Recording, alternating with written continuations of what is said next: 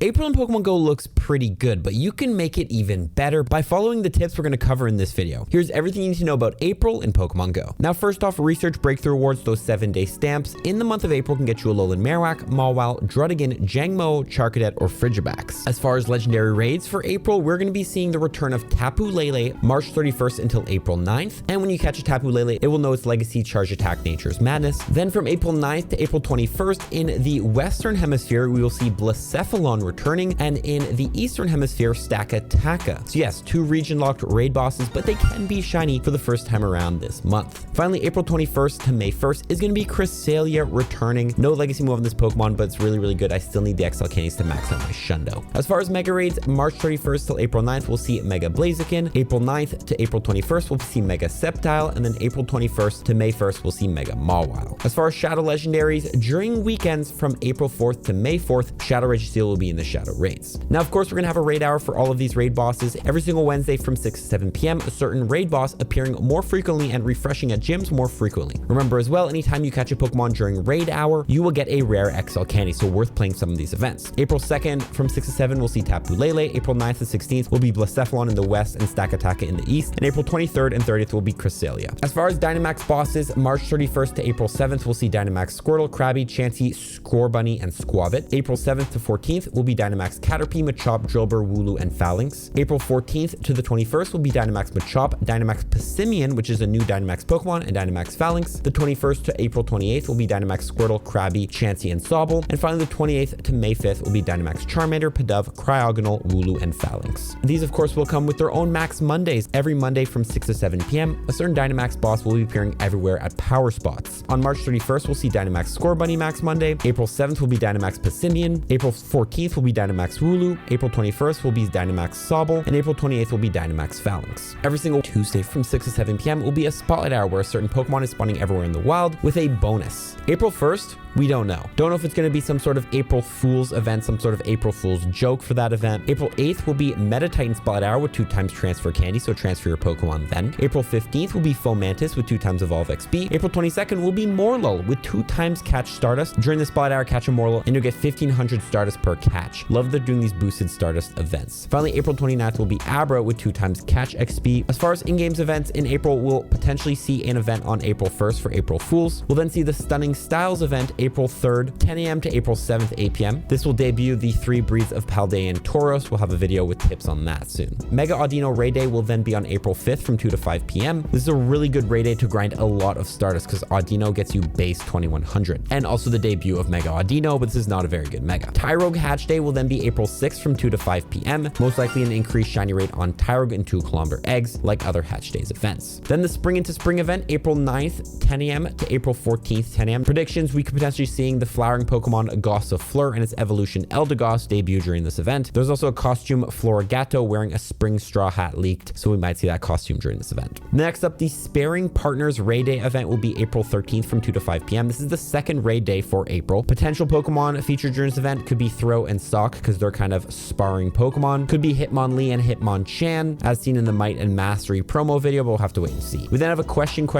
mark event April 16th to 22nd, Complete Mystery Whip. This is going to be about Gigantamax Snorlax Max Battle Day will then be April 19th from 2 to 5 p.m. The debut of Gigantamax Snorlax, another really good tank Pokemon you can use in your max battles. The Sweet Discovery event is then going to be April 24th, 10 a.m. to April 29th, 8 p.m. This sounds like some sort of fairy themed event or event focused on food. Could be seeing some shiny boost on a Pokemon like Swirlix and potentially the release of Milkray and Alcremie during this event, or even Applin. Dynamax Entei Max Battle Weekend will then be April 26th and April 27th from 6 a.m. to 9 p.m. Finally, Vanillite Community Day, April 27th from 2 to 5 p.m. Increased shiny odds on shiny Vanillite, 3 times Catch XP the bonus, and Vanillix will be able to learn Avalanche. Pretty skippable community day unless you don't have the shiny. Okay, that's everything going down in April. Now, what are the best tips to follow? First of all, what raid should we focus on? Tapu Lele with Nature's Madness is a decent mixed raid attacker and good against Pokemon weak to Psychic and Fairy type like fighting types. It can learn Charm in the main series game, so if it ever gets Charm, it'll even be a better Fairy type attacker, but Nature's Madness is a pretty good move. It also has a really nice shiny and is ranked number 4 in the Master League. Next up, Blacephalon in the raids. It is a region lock to the Western Hemisphere, but it is a good Ghost type attacker and a good Fire type attacker in Pokemon Go. And it can be shiny, is a new shiny to go ahead and grab into the game. And finally, Cresselia, which is a good PvP Pokemon, ranked 102 in the Great League, and ranked 29 in the Ultra League. I have a Shundo I'm going to max out this month finally. finally. As far as the Mega Raids, Mega Blaziken, which is the number 2 fire type attacker overall in Pokemon Go, and can be both used as a fire and fighting type raid attacker in Pokemon Go. Also, Mega Sceptiles in raids, which is the number 1 grass type attacker in Pokemon Go. Really good for bosses like Kyogre, Suicune, Mega Swampert. So grab those Megas if you don't have them. Now, what are the best max battle Pokemon to go after? First of all, Squirtle, which you can evolve into Dynamax Blastoise. Dynamax Blastoise is a solid tank max attacker and will be very good against Dynamax Entei later this month. Of course, we do have Gigantamax Blastoise in Pokemon Go, so if you ever get the Max Soup as well, you can potentially turn this Dynamax Blastoise into a Gigantamax. We have Dynamax Machop, which evolves into Dynamax Machamp, a solid fighting type max attacker, and will be the number 1 attacker versus Gigantamax Snorlax battles later this month. Really good that they're allowing us to prep for these Pokemon. Also, regular Machamp is a good fighting type attacker in Pokemon Go and good for things like Rocket Grunts. Dynamax Chansey's in there, which falls into Dynamax Blissey. Dynamax Blissey is the best max attacking tank Pokemon, a Pokemon that can just take hits while you build your max meter. Also, Chansey and Blissey are top gym defenders in Pokemon Go. Dynamax Drillbur is in there, which evolves into Dynamax Excadrill, a very good Dynamax attacker. Really good against electric type Dynamax bosses. Also, Excadrill in the regular form is a good steel and ground type attacker, so a little bit of a double use there. We have Dynamax Sobble, which evolves into Dynamax Inteleon. Dynamax Inteleon will also be a really good max attacker against Dynamax Entei later this month. And again, if you ever get Max Soup, you might be able to turn these into Gigantamax Inteleons in the future. Also, you can hold onto your Dynamax Sobbles until potentially Sobble Community Day when you can evolve them to get Hydro Cannon on them. We have the new Dynamax Passimian, which Machamp is going to be better than it, so it's a pretty avoidable Pokemon. But if you don't have any Dynamax fighting type attackers, Passimian is still not bad to grab. We have Dynamax Charmander, which evolves into Dynamax Charizard, a really good fire type max attacker. And also, if you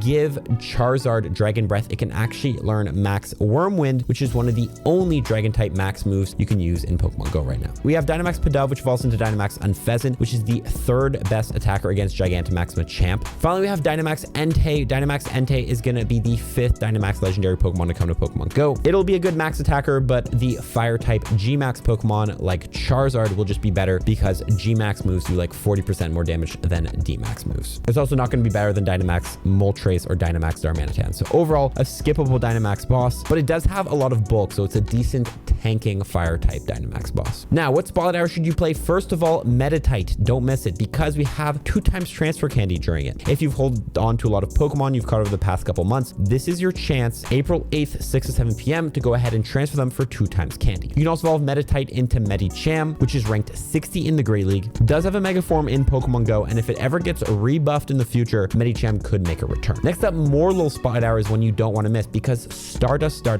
getting you 1,500 Stardust every time you catch a Morlul. On a Star Piece, that's even more. If you have Weather Boost, that's even more. If you need stars to power up your Pokemon, play Morlul Spotlight Hour, use the quick catch technique, catch as many as you can on a Star Piece, you're gonna get a bunch of Stardust. If you played Shelter Spotlight Hour last month, this can be pretty much the same thing, except Morlul is a little bit harder to catch. Finally, Abra Spotlight Hour, which is 2x catch XP, which is a good time to grind XP if you need some. Hitting an excellent throw on a Lucky Egg on Abra is gonna get you 4,000 XP, which you can use if you need to level up to level 40 or level 50. Also, when you catch an Abra, and if you trade it and receive it from a trade, evolving that Kadabra into an Alakazam is going to be a free trade evolution. So top strategy is to catch a bunch of Abras on an excellent throw and then trade them and then evolve them for even more XP, and you kind of get 2-in-1 out of these Abras. Also, you can evolve Abra into Alakazam, which does have a Mega Form in Pokemon Go if you need a good IV Mega Alakazam. Now, during this whole season, guys, every time you trade away a Pokemon, you're going to be guaranteed an XL Candy. So it's highly recommended any of these events, any of these Pokemon you catch during the events, if you need XL Candies for them,